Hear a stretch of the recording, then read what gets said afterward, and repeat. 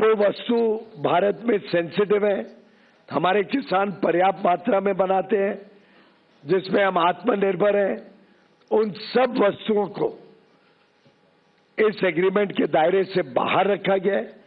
उसमें भारत ने कोई छूट नहीं दी है।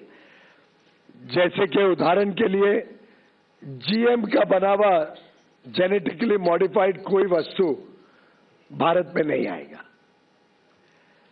मीट, उसमें कोई रियायत नहीं दी गई है। पोल्ट्री, कोई रियायत नहीं दी गई है। डेयरी के कोई वस्तु के ऊपर कोई रियायत नहीं दी गई है।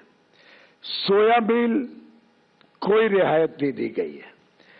मेज, कोई रियायत नहीं दी गई है। मेज यानी मक्का, कोई रियायत नहीं है। चावल, गेहूं, चीनी, सीरियल्स, ये कोई रियायत नहीं दी गई है। मिलेट जैसे ज्वार, बाजरा, रागी, कोडो, अमरनाथ, इस पर कोई रियायत नहीं दी गई है।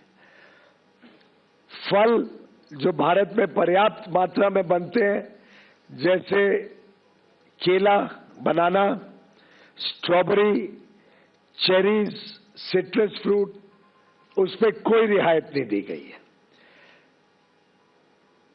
ग्रीन पी, काबुली चना, मूंग, कोई रियायत नहीं दी गई है। ऑयल सीड्स, कोई रियायत नहीं दी गई है।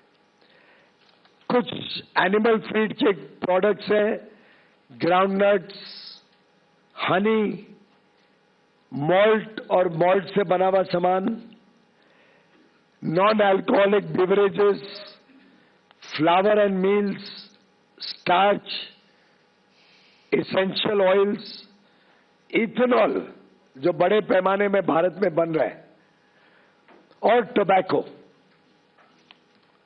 जो हमारा एक प्रकार से निर्यात होता है बड़े रूप में। इन सभी वस्तुओं पे किसी प्रकार की रियायत